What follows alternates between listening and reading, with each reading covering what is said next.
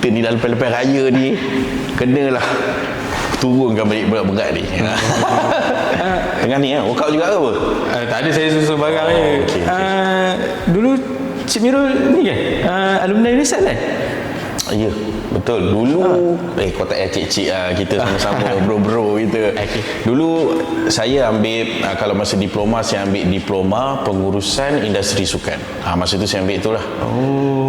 Rasa kos tu tak banyak yang offer dekat you kan? Itu yang menarik sebab kos ni, Haris kalau nak tahu kos ni adalah salah satu kos yang menggabungkan sukan, bisnes dan pengurusan. 3 dalam 1, Riz. Okay. Tak banyak universiti ambil kos ni. Dan ini kalau kata ini bukanlah satu kos yang hanya untuk main sukan. Apa kelebihan abang kalau kos ni? Ini nak cerita ni, tapi sambil pub boleh Boleh sila. Sambil-sambil lah. Sambil. Kelebihannya kos ni, Riz, sebenarnya banyak, Riz. Untuk kos ni, yang pertama, walaupun dengan 3 tahun pembelajaran, kita tengok sekarang ni dunia sukan ni berkembang dengan naiklah, dengan pesat. Tak kira lah e-sport ke, sukan-sukan dalaman ke, dan Waimah sekalipun sukan yang melibatkan pengurusan yang berskala besar, liga yang besar.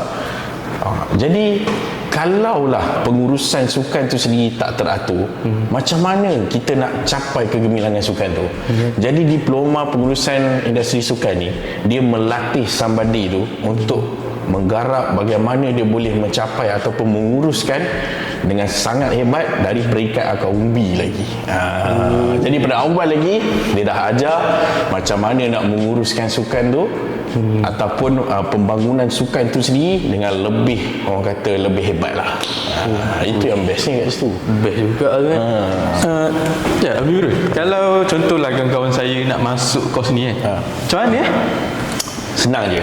Kita dah bagi banyak kelonggaran dan caranya cukup mudah, Haris. Hanya perlu 3 kepujian untuk masuk ataupun daftar sebagai pelajar diploma pengurusan industri sukan. Jadi, Haris, memandangkan lepasan SPM ni bakal keluar nanti, dah boleh dah daftar segera, daftar sekarang sebab kemasukannya dah pun buka. Okey, faham. Nanti bolehlah saya suruhkan kawan. Bagi tahu geng-geng semua. Jangan diorang ingat pengurusan industri sukan ni pasal sukan, main sukan je. Jangan. Betul. Jadi Abang Mirul dah lama ni habis. Lama dah ni. Saya last grad diploma dulu tahun 2013. Lepas tu sambung masuk jadi staff ni saya. Alhamdulillah. Saya sambung belajar, lepas tu kerja tempat lain. Lepas tu sekarang ni alhamdulillah dah kerja di sini. Tapi satu benda yang menarik hari saya, ramai batch saya dulu, kawan-kawan saya lah, dah dalam aliran sukan ni dah sangat lama.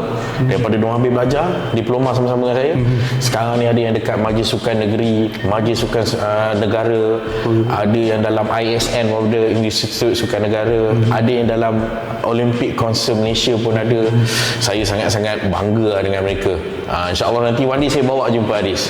Dan walaupun saya bukan dalam aliran sukan, tapi ada satu benda yang banyak benda yang saya belajar, antaranya macam mana nak mewujudkan skill-skill tu. Dan alhamdulillah saya terapkan dalam kerja dekat sini.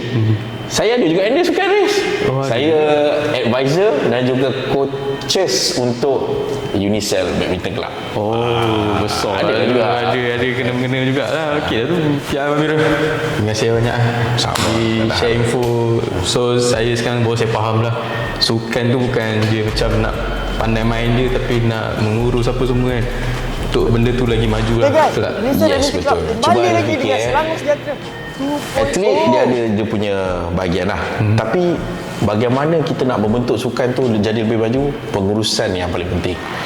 Jadi diploma pengurusan industri sukan ni ada semua benda, Riz. Tinggal lagi macam mana kita nak pergi je, sambung belajar je. Betul. Riz, thank you, Riz. Okey, Abang Mirul. Tapi sebelum tu, tolong saya boleh tak, Riz? Tolong? Support saya rap yang terakhir ni. Boleh. Dah lepas-lepas raya ni tak langat ni. Okey. Tolong support. Okay.